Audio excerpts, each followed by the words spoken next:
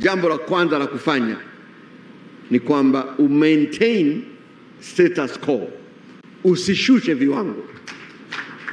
Hiyo ni hatua ya kwanza kwa kiongozi. Halafu kisha fanya hivyo, unakuwa umejenga confidence ya watumishi uliowakuta na wadau wengine wakiwepo serikali. Baada ya kutoka hapo, mchango wake mkubwa sana ambaye Dr. Kisenge hata leo tukakupa kazi nyingine kubwa zaidi, tutakukumbuka. Ni ukweli kwamba umeipanua sana JKCI. Kutoka hapo Upanga hapo sasa inakwenda nchi nzima. Simpigie makofi mengi sana.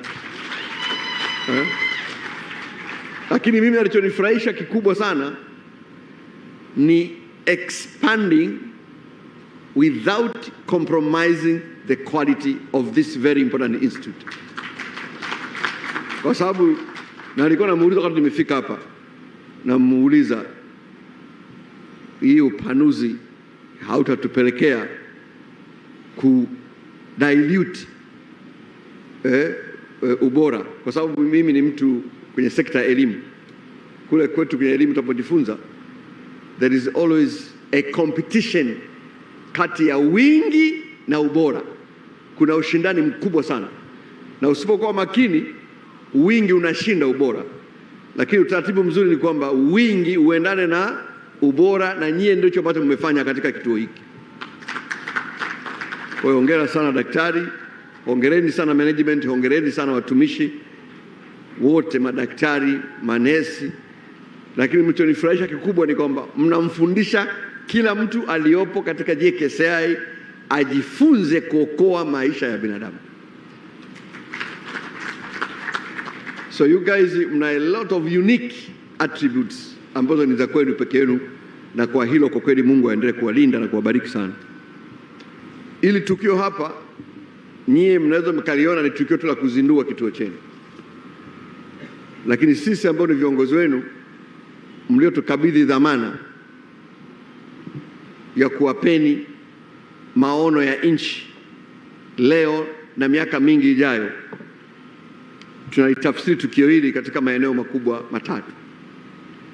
Kwanza ni utekelezaji wa dira 2050.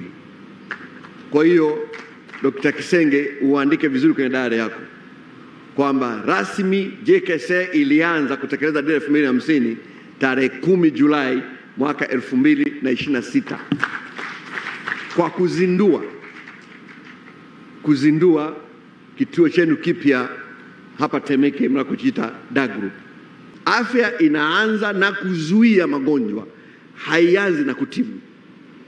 Na tukiweka vizuri mpango wa kuzuia magonjwa, tutaokoa fedha nyingi sana.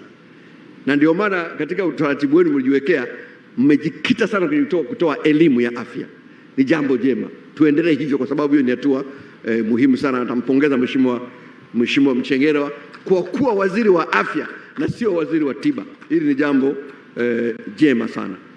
Basi ndugu zangu, baada ya kuyasema hayo, kwa niaba ya Mheshimiwa Waziri Mkuu Daktari Mwigulu Lameck Nchemba, mbunge, tunatamka rasmi kwamba kazi mliotupa ya kuzindua kituo hiki tumekizindua rasmi. Tunawaombea Mungu awalinde, Mungu aendelee kuwapa maono, aendelee kuwapa ubunifu ili kituo hiki kipige hatua zaidi kubwa katika nchi yetu. Asanteni kwa kunisikiliza.